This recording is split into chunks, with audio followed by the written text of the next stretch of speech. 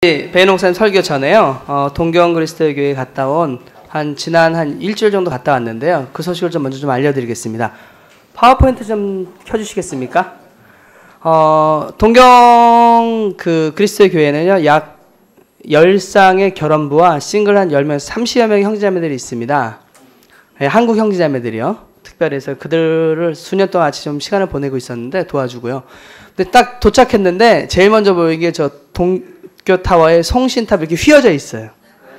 저게 이제 그 동경의 뭐 어떻게 보면 이제 랜드마크 같은 큰 건물 중에 하나인데, 하나대 공원에서 이렇게 쭉 가고 있는데 저게 이렇게 휘어 있는 거예요. 이렇게 마치 63 빌딩 이렇게 휜 느낌이 나잖아요. 그래서 정말 지진이 심했구나 했는데, 교회를 봤는데 교회 이제 이게 스피커인데요. 요게요. 마치 이 스피커가 옆으로 휘어 있는 거예요. 지진 때문에 스피커도 이렇게 휘어 있어가지고, 네, 그래서 나라 전체가 굉장히 어려움을 많이 겪었고, 덕분에 농담을 하던데 중국의 불법 체류자들 이번 기회에 싹 정리가 됐대요. 다 본국으로 돌아갔대요, 대부분이. 그래서 일본 소금도 안 먹고 일본 건 다 안 쓰고, 이제 한 형제 집에서 머무르고 있는데, 이제 말레이시아 계통의 한 사람도 제주 삼다수물 먹더라고요. 이렇게 사가고. 예. 일본 물 안 먹을 정도로. 근데 감사하게도 동경 전체는 많이 안정이 되고 있고요. 이제 물도 많이 안 팔았는데 제가 있는 동안에는 물도 정상적으로 이제 공급되고 있고, 모든 생활은 정상대로 지금 하고 있습니다. 형제자매들이 그날따라 이제 팀들이 이제 환영하면서 예배를 시작한 예배였고요.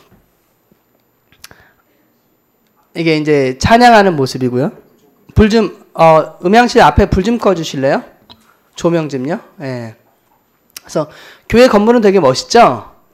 예. 그래서 되게 예쁘고 아름다운 건물이고요. 이 건물이 워낙 안정되게 지어져서 대피소로 지금 사용되고 있습니다. 예. 그래서 그리고 형제자매들 이제 예배 시작할 때의 모습입니다. 예. 그래서 예배 이제 시작할 때의 모습이고, 아직은 약간 좀 불안함이 좀 남아 있습니다. 저도 있는 동안 지진이 이렇게 수시로 오는 것 같아요. 근데 요즘에 이제 더 크게 느껴지는 건데, 이제 카페에 이제 앉아 있으면 한 3도 정도, 4도는 뭐 그냥 자주 오는 느낌이 좀 드는 것 같아요. 예. 그리고 형제자매들이 이제 모여서 같이 모임하고 격려하는 모임을 좀 보냈는데, 지진이 일어나니까 이제 코리아민스 형제자매들도 본국으로 돌아가야 될지 남아야 될지에 대한 논의도 많이 했었고요. 하지만 감사하게도 남는 사람들은 목적이 이제 한 형제가 나누는데, 나는 동경교회에 큰 빚을 지고 있다. 왜냐하면 이곳에서 이 나라가 나를 대학을 보내줬고, 이곳에서 나를 구원했고, 내가 이 가정도 이곳을 통해서 얻었다. 그래서 나는 이곳에 남아서 미션을 하겠다. 그런 마음들을 나누는 거 보면서 너무 감명을 받았고, 남는 분들은 미션을 위해서 남자라는 결의를 좀 하고, 또 그 과정 속에 여러 가지 어려움들도 서로 상의하고 나누는 좋은 시간을 좀 보냈습니다. 예. 그리고 이제 지금 이 부부가 코리안 미니스트의 좋은 인도자 같은 역할을 하고 있고요. 그래서 같이 예배를 좀 보는 장면이었습니다. 예. 그리고 갈 때마다 한국 음식을 사가요. 그러면 한국 음식을 너무 좋아해요. 다 같이 음식 먹고 남는 거 어떻게든 긁어서 싸가고 그래요. 그래서 예, 몇몇 사람도 사진 찍었는데요. 아시는 분 좀 있을 거고요. 그리고 지금 정태 부부는요, 여기 아시죠? 예, 부산에 있던 한 부부인데요. 작년에 믿음의 큰 어려움을 겪다 작년에 교회로 다시 돌아왔고요. 감사하게도 코리안 미니스트는 어려운 가운데도 계속 성장하고 있습니다. 그리고 특별히 이제 이 부부가 안부를 전했습니다. 네. 네, 주은영, 리치 부부가 아기 많이 컸죠? 네. 그리고 4월 달에도 한 부부가 세례를 받았어요. 이 형제가요. 네. 그리고 저 자매는요, 애자영수가 공부를 했다고 대만 자매인데, 예. 그러다 이 자매가 믿음을 잃고 이제 일본으로 갔는데 저 형제를 만난 거예요. 그리고 이제 다시 교회에 가자 해가지고 이 형제가 오자마자 근 한 달 만에 성역 공부라고 세례를 받았어요. 예.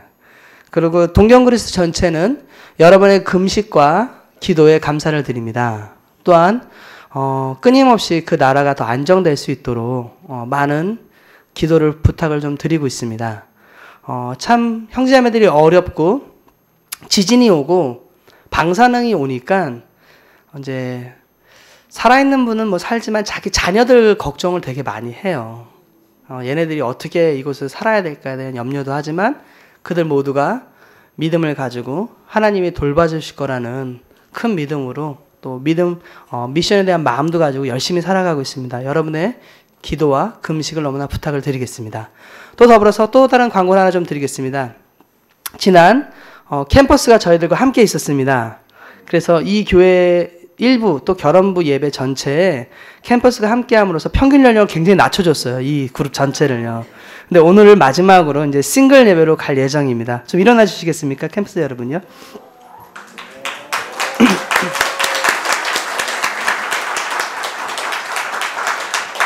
네. 캠퍼스가 저희와 함께함으로 해서 얼마나 큰 격려가 되었는지요. 그리고 또 특별히 저희가 이제 캠퍼스 미션 팀은 약속을 했어요. 스테디 및 결혼을 시켜주겠다. 근데 한 커플은 약혼도 하고요. 또 한 커플은 지난주에 또 스테이도 되고요. 그래서 얼마나 신실하게 미션팀이 온 복을 받는지 보여주고 있습니다. 이걸로 동경 및 캠퍼스 소식을 알려드리겠습니다.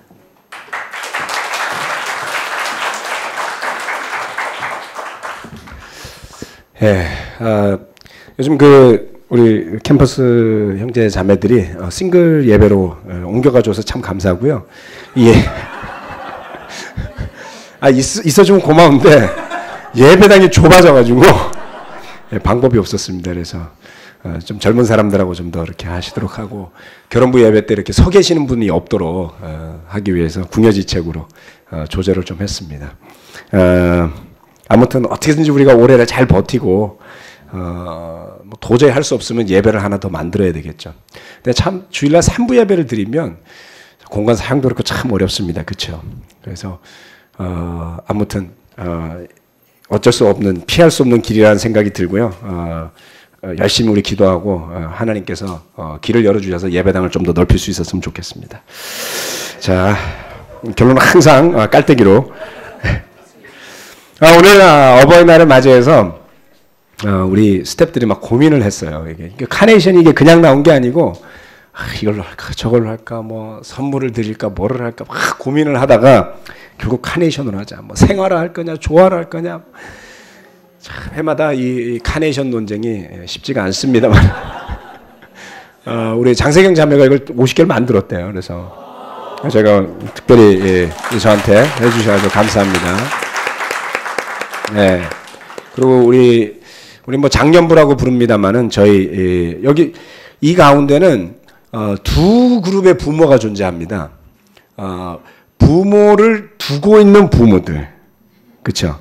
자녀만 두고 계시는 부모들 이렇게 두 그룹이 존재를 하고 있습니다만은 같은 부모의 처지지만 자식된 도리를 더 해야 되는 부모들도 있고요. 이제 부모로서 참 남은 여생을 또 하나님의 뜻 가운데 무지개처럼 보내고자 해가지고 무지개 그룹이라고 이름을 지었습니다만은 항상 이렇게 같이 예배를 드리고 무게와 중심과 연륜을 잡아주시는 우리 부모님들에게도 참으로 감사의 말씀을 드리고 싶습니다. 오늘은 아버지의 축복과 하나님의 축복이라는 주제로 말씀을 전하고자 합니다.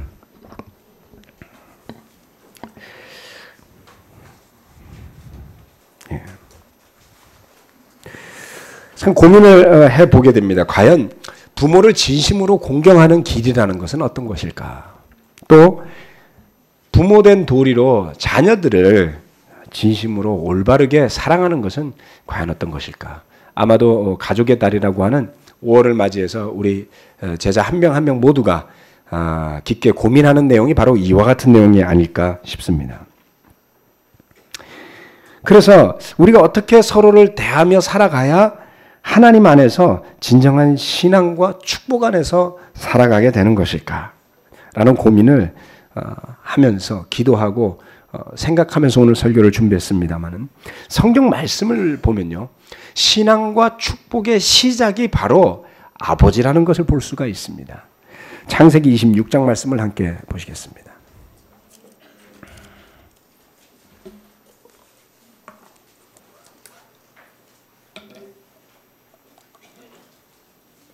창세기 26장 3절에서 5절 말씀.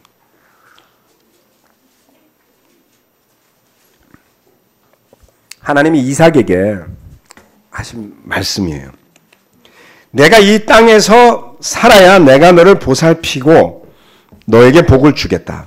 이 모든 땅을 내가 너와 너의 자손에게 주겠다. 내가 너의 아버지 아브라함에게 맹세한 약속을 이루어서 너의 자손이 하늘의 별처럼 많아지게 하고 그들에게 이 땅을 다 주겠다. 이 세상 모든 민족이 내 씨의 덕을 입어서 복을 받게 하겠다.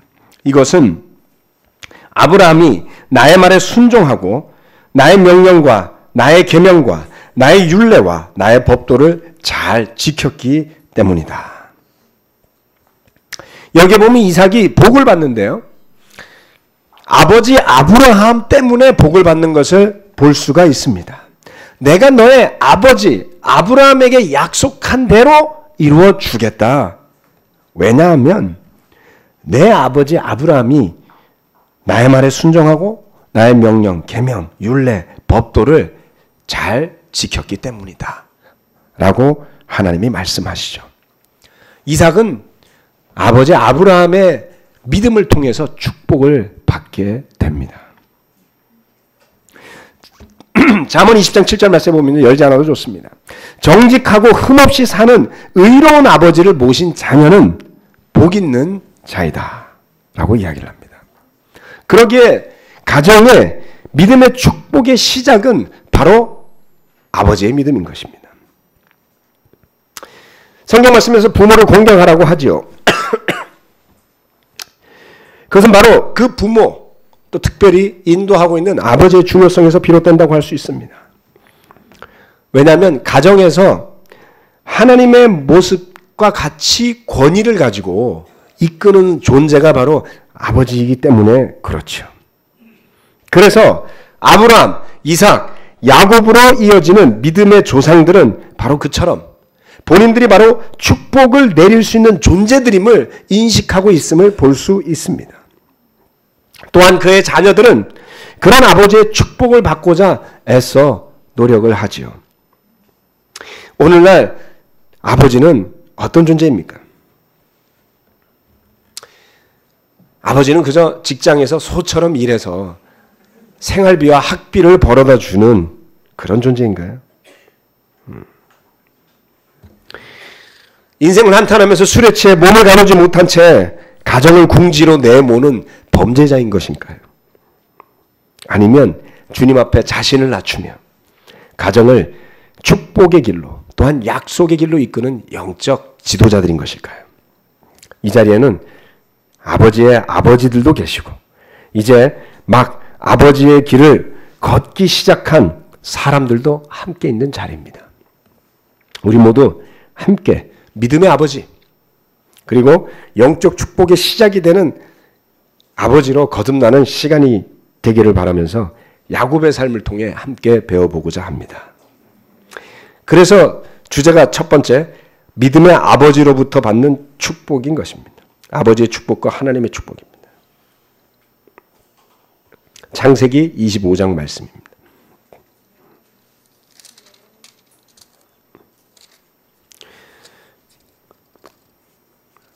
27절에서 34절까지 읽도록 하겠습니다.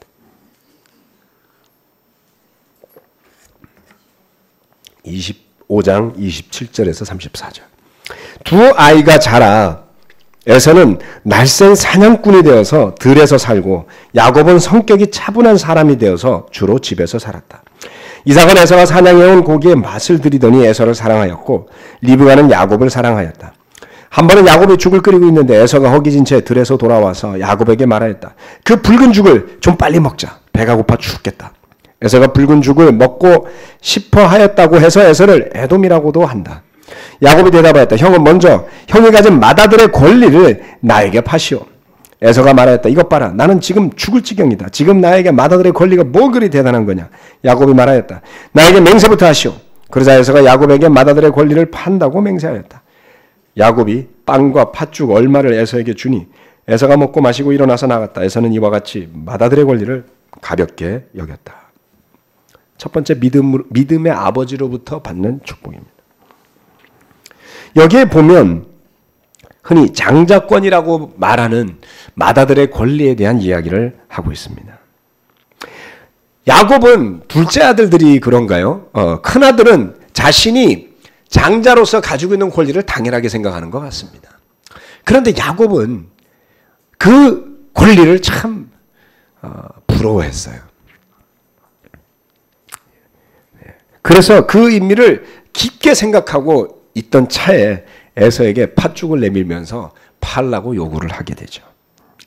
여기서 이 아브라함과 이삭과 야곱으로 이어지는 계보 가운데 장자권의 의미가 과연 무엇인지를 잠깐 한번 살펴보겠습니다.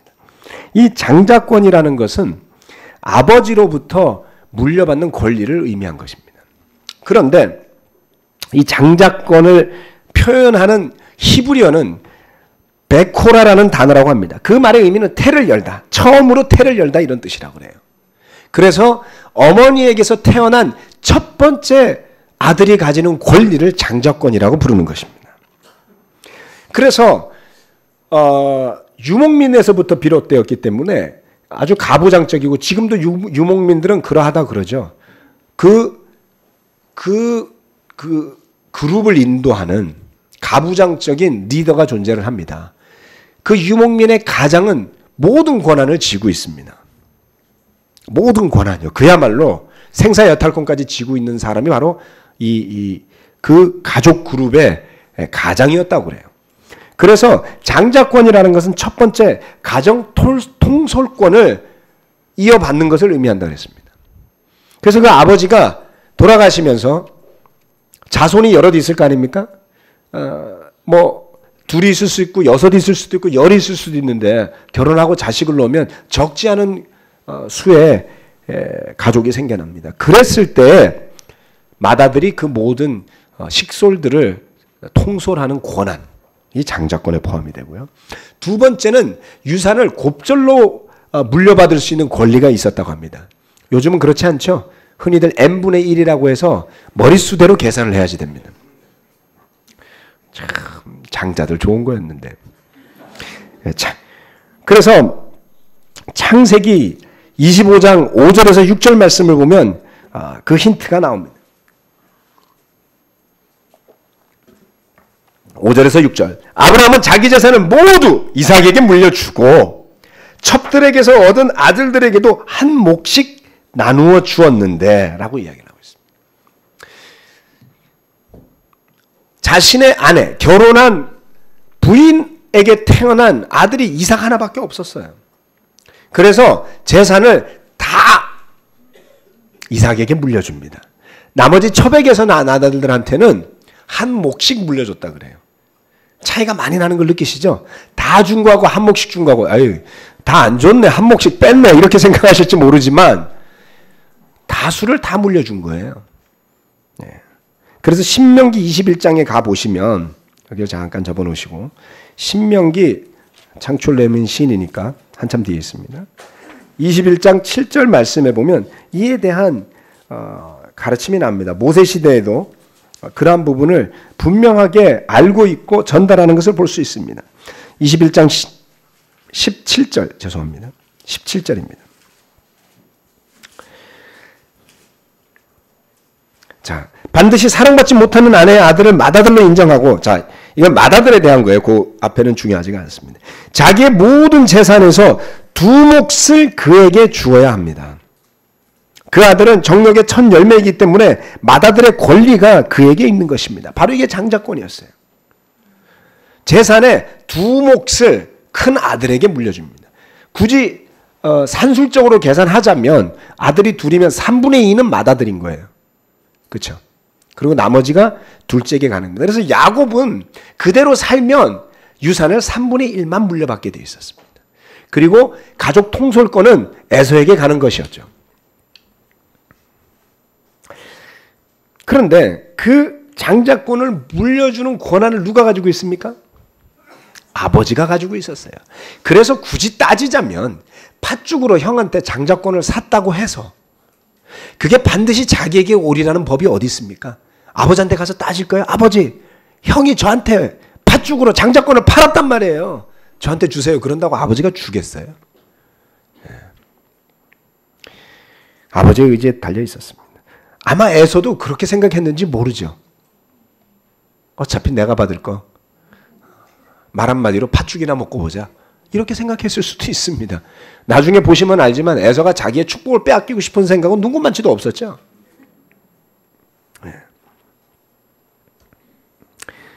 결국 나중에 보면요, 야곱이 아버지 재산에서 뭐 덕을 봤다는 이야기는 안 나옵니다. 이삭은 아마도 아브라함한테 물려받은 것을 다 말아먹었나 봐요. 아브라함은 분명히 부자였다고 이야기했거든요. 근데 이삭이 뭐 야곱한테 물려줬다 이런 내용이 안 나는 거 보면 아마 이삭은 다 말아먹은 것 같아요.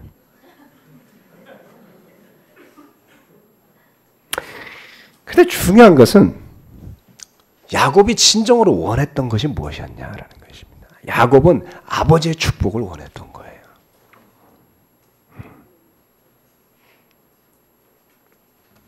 생각해 봅시다. 아버지란 아들에게 어떤 존재입니까?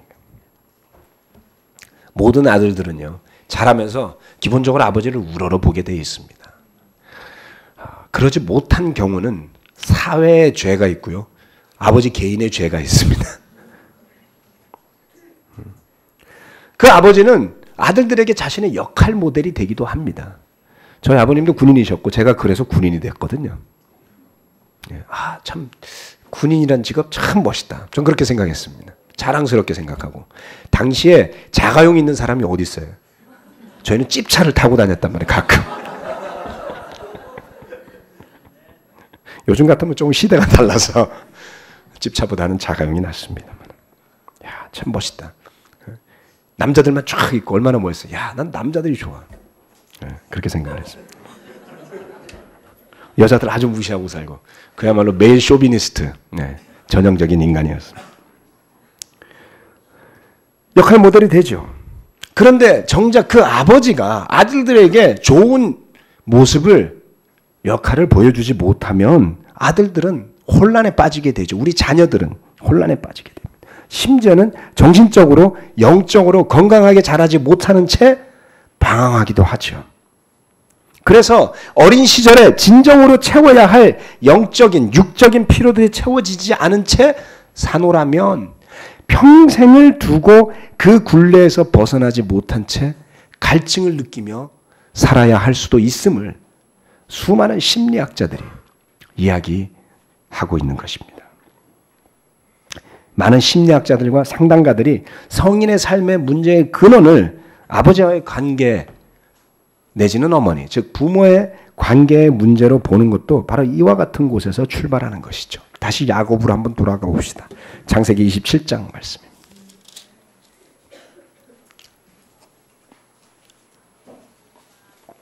(27장) 말씀 18절에서 28절. 여기 보면 뭐 그다지 유쾌한 이야기는 아닙니다만은 야곱이 이제는 아버지의 축복까지 가로채는 장면이 나옵니다. 야곱이 아버지에게 가서 아버지하고 불렀다. 그러자 이삭이 나 여기 있다 아들아 너는 누구냐 하고 물었다. 야곱이 아버지에게 말하였다. 저는 아버지의 맏아들 에서입니다. 아버지께서 말씀하신 그대로 하였습니다. 이제 일어나 앉으셔서 제가 사양하여 온 고기를 잡수시고 저에게 마음껏 축복하여 주시기를 바랍니다. 이삭이 아들에게 물었다. 얘 어떻게 그렇게 빨리 사냥거리를 찾았느냐? 야곱이 대답하였다. 아버지께서 섬기시는 주 하나님이 일이 잘 되게 저를 도와주셨습니다. 이삭이 야곱에게 말하였다. 얘야 내가 너를 좀 만져볼 수 있게 이리 가까이 오너라. 내가 정말로 나의 아들 에서인지 좀 알아보아야 하겠다. 야곱의 아버지 이삭에게 가까이 가니 이삭이 아들을 만져보고서 중얼거렸다. 목소리는 야곱의 목소리인데 손은 에서의 손이로구나. 이삭은 야곱의 두 손이 저의 형 에서의 손처럼 털이 나 있으므로 그가 야곱인 줄을 모르고 그에게 축복하여 주기로 하였다. 이삭은 다짐하였다. 내가 정말로 나의 아들 에서냐? 야곱이 대답하였다. 예 그렇습니다. 이삭이 말하였다. 나의 아들아 내가 사냥하여 온 것을 나에게 가져오너라. 내가 그것을 먹고서 너에게 마음껏 복을 빌어주겠다. 야곱이 이삭에게 그 요리한 것을 가져다 주니 이삭이 그것을 먹었다. 야곱이 또 포도주를 가져다가 따르니 이삭이 그것을 마셨다. 그의 아버지 이삭이 그에게 말하였다. 나의 아들아, 이리 와서 나에게 입을 맞추어다오. 야곱이 가까이 가서 그에게 입을 맞추었다. 이삭이 야곱의 옷에서 나는 냄새를 맡고서 그에게 복을 빌어주었다. 나의 아들에게서 나는 냄새는 주님께 복받은 밭의 냄새로구나. 하나님은 하늘에서 이슬을 내려주시고 땅을 기름지게 하시고 곡식과 새 포도주가 너에게 넉넉하게 하실 것이다. 여러 민족이 너를 섬기고 백성들이 너에게 무릎을 꿇을 것이다. 너는 너의 친척들을 다스리고 너의 어머니의 자손들이 너에게 무릎을 꿇을 것이다. 너를 저주하는 사람마다 저주를 받고 너를 축복하는 사람마다 복을 받을 것이다. 말씀드렸던 것처럼 가족에 대한 통솔권, 하나님으로부터 오는 축복, 그 다음 아버지가 빌어줄 수 있는 여러 가지 축복을 빌어주는 모습을 볼 수가 있죠. 다시 한번 그 야곱의 아버지를 향한, 아버지의 축복을 향한 강렬한 열정과 욕망을 엿볼 수 있는 장면입니다. 아버지의 축복 속에 살고 싶은 열망이요. 우리 자녀들은 야곱처럼 아버지의 축복을 기다리고 있습니다. 그것은 가혹한 기준으로 자녀들을 닥달하는 것이 아닙니다. 성경 어디에 공부를 잘해야지만 성공한다는 말이 나오나요? 그렇다고 유대인이 공부를 안 시키는 민족은 아니잖아요. 따뜻한 말과 믿음으로 이 세상의 경쟁과 비교에 지쳐있는 우리 자녀들에게 영적인 축복의 말을 건네야 한다는 뜻입니다. 우리 자녀들이 아버지를 바라보며 축복을 기억하게 되고 또한 충분히 아버지의 축복을 받아 세상에서 믿음으로 승리할 수 있도록 해야 하는 것입니다. 아버지의 축복은 이처럼 강렬한 의미를 지니는 것입니다. 너무 열심히 일하느라 우리 자녀들에게 영적인 축복을 빌어줄 수 있는 시간과 권한이 있음을 망각하는 아버지들이 너무나 많습니다. 아버지의 축복이 얼마나 강력한 것인지요. 여러분 자신이 아버지로서 이처럼 엄청난 의미를 지닌 권한을 가지고 있음을 알고 계시고 깨닫고 계십니까? 저는 우리 아버지 세대로부터 우리 모두가 특별한 축복을 받았다고 확신합니다. 그것은 특별히 물질적인 큰 축복입니다. 저희가 태어나고 자란 60년대, 70년대와는 지금은 비교할 수가 없습니다. 물론 저희도 공헌했다고 말할 수 있겠지만 전쟁의 폐허 위에서 세계에서 가장 가난한 빈국에서 오늘날 경제 대국의 반열에 오르기까지 그 밑거름을 놓은 것은 바로 우리 아버지 세대임을 기억해야 할 것입니다. 물론 하나님의 축복 없이는 불가능한 일이지만 또한 성실히 수고하고 노력하고 헌신한 대가이기도 합니다. 그렇다면 우리 세대에 그 물질의 축복 위에 쌓아가야 할 축복은 과연 무엇이겠습니까? 마치 먹을 것이 없어서 잘 곳이 없어서 내일을 걱정하던 시대에 되뇌이던 말을 우리 시대에 다시 되뇌인다면 그것은 하나님의 축복을 인정하지 않는 행동이 되고 말겠죠. 성경 말씀은 보이는 것은 보이지 않는 것에서 비롯된 것이라고 이야기하고 있습니다. 오늘날 우리가 받는 많은 보이는 축복들은 바로 보이지 아니하는 영적인 힘에서 나온 것임을 기억해야지만 합니다. 우리 또한 여전히 성실히 수고하고 애써야 하겠지만 우리 세대의 숙제는 저는 바로 영적인 유산을 우리 자녀들에게 물려주는 것이라고 생각합니다. 우리 자녀들에게 물려주고자 하는 것이 바로 이 영적 축복이자 유산이 될 수 있도록 아버지들이요. 다시 한번 하늘을 바라보시고 하나님께서 여러분에게 주신 축복의 영적인 권한을 올바로 행할 수 있는 사람들이 되시기를 바랍니다. 하나님은 믿음의 아버지를 통해 그 가정에 축복을 주시는 것이죠. 두 번째,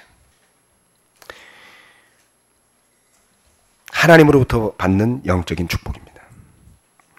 그런데 그 뒤에 야곱은 바로 그와 같은 행위 때문에 아버지로부터 축복받기를 너무나 간절히 열망한 나머지 형을 속이고 아버지를 속였기 때문에 아버지의 집을 떠나 생명을 구하기 위해 삼촌 라반을 찾아가야만 했었고요. 그곳에서 약 20여 년에 걸쳐서 무지막지한 노동 속에 살아가게 됩니다. 젊은 날에 아버지의 집을 떠나서 축복은커녕 종살이를 20년을 하게 된 것이죠. 장기간의 노동, 장기간의 수고, 그리고 도망가듯이 떠나야만 했던 삶, 심지어는 자신의 어머니가 돌아가신 것조차도 볼 수 없었을 것이다라고 합니다. 만약에 야곱이 그토록 갈망하던 축복이 이 세상적인 축복이었다면 그 20년 동안 야곱이 믿음을 지킬 수 있었을까요? 우리가 예수님의 제자로 살겠다고 결심하고 살아가지만 뜻하지 않게 나에게 불리한 일이 생기면 얼마나 조삼모사처럼 마음이 변하는지 몰라요. 뭐 저라도 별거 없습니다. 저도 유혹을 느낍니다. 우리 모두는 어려움이 닥치면 다 싫어요. 그렇죠? 20년을 이런 생각 안 들었을까요? 그놈의 축복, 말도 안 되는 축복 때문에 내가 이 고생을 하는구나. 아버지가 말해준 게 거짓말이었어. 아버지가 아브라함을 통해서 축복을 받았고 하나님을 통해서 복을 받았다고 이야기를 해서 그거를 달라고 그랬더니 고생만 하게 되었다라고 할 수도 있지 않았을까요? 만약에 야곱이 구했던 것이 세상의 축복뿐이었다면 그가 견뎌야만 했던 많은 시련을 믿음으로 극복할 수는 없었을 것입니다. 다음의 사건들을 통해 저는 야곱의 마음속 깊숙한 곳에 자리 잡고 있었을 영적인 소망을 보게 됩니다. 창세기 32장입니다. 32장 22절에서 31절 말씀.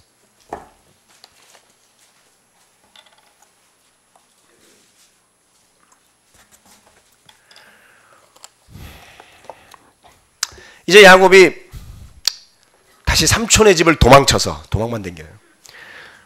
고향으로 돌아오는데 형 에서가 400명의 사람들을 이끌고 나온다는 이야기를 듣고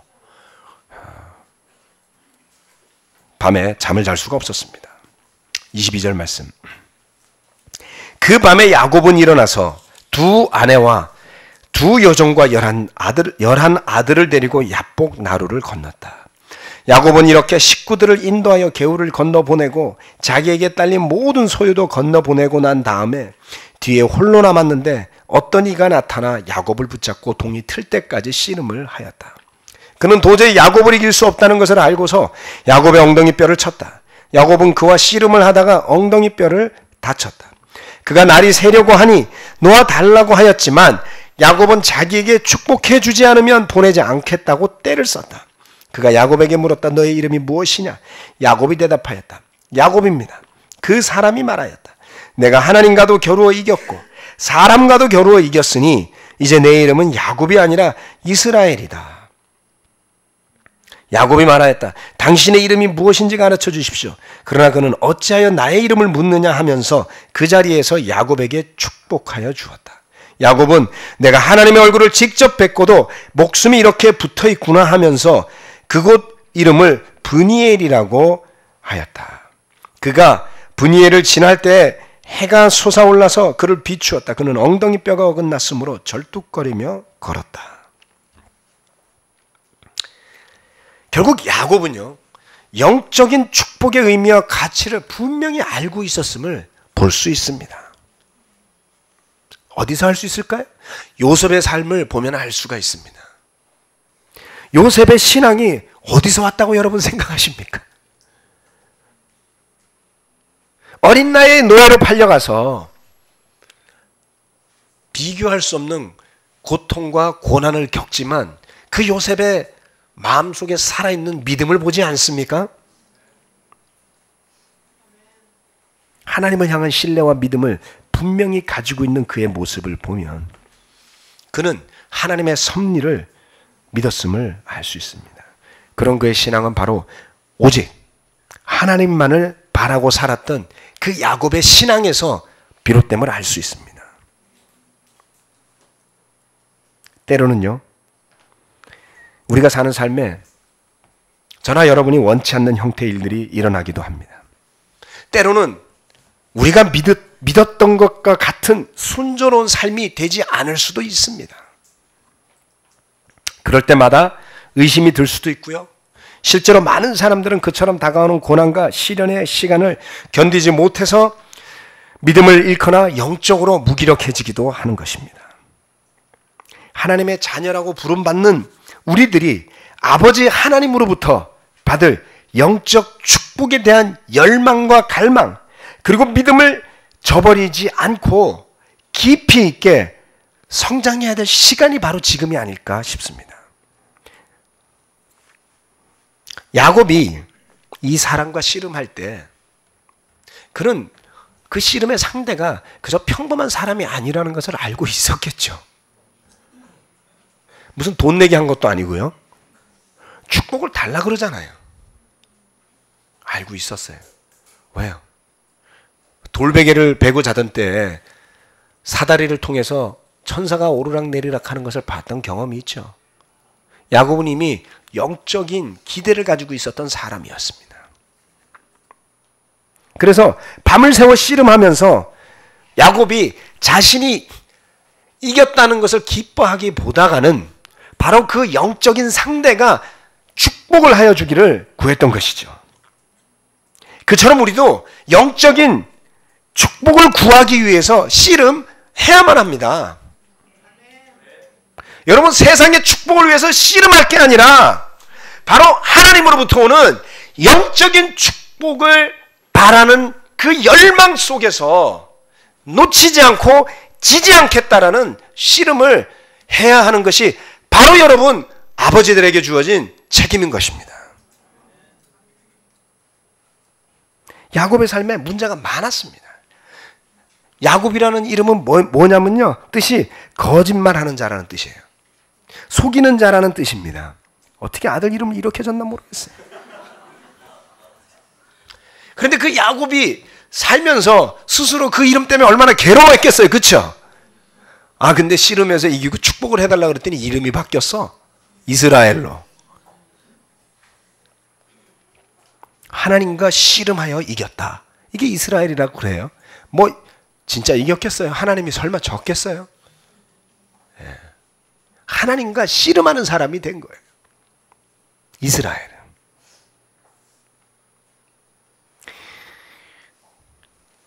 야곱의 삶에 많은 문제, 죄도 있고 부족함도 있지만, 그러나 믿음을 가지고 축복을 받고자 애쓴 그의 모습 속에서 신앙인으로 가야 할 믿음의 태도를 보게 되는 것이죠. 아버지의 축복. 또한 우리가 아버지로서 우리 자녀들에게 줄 수 있는 축복이 있음을 기억해야 합니다.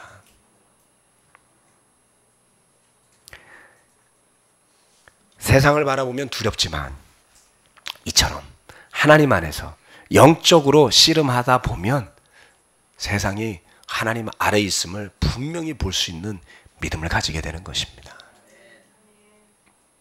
미래는 불안해할 것이 아니라 믿음으로 준비하면 되는 것이고요. 오늘은 그 믿음이 있기 때문에 우리가 기뻐하며 감사할 수 있는 시간이 되어야만 합니다. 하나님을 믿음으로 말미암아 누리게 되는 이 축복의 기회들이 있음을 감사할 때 우리 가정이 두려움에 떠는 가정이 아니라 믿음 가운데, 빛 가운데 당당히 걸어가면서 주님을 찬양하고 주님께 감사하는 가정들로 거듭날 수 있지 않을까 싶습니다. 시편 100장 말씀을 읽으면서 설교 마치도록 하겠습니다.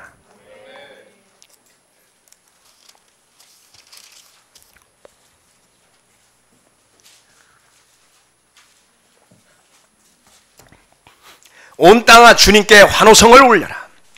기쁨으로 주님을 섬기고 환호성을 올리면서 그 앞으로 나아가거라. 너희는 주님이 하나님이심을 알아라. 그가 우리를 지으셨으니 우리는 그의 것이요 그의 백성이요 그가 기르시는 양이다. 찬양이 생각나죠? 감사의 노래를 드리며 그 성문으로 들어가거라. 찬양의 노래를 부르며 그 뜰 안으로 들어가거라. 감사의 노래를 드리며 그 이름을 찬양하여라. 주님은 선하시며 그의 인자하심 영원하다. 그의 성실하심 대대에 미친다.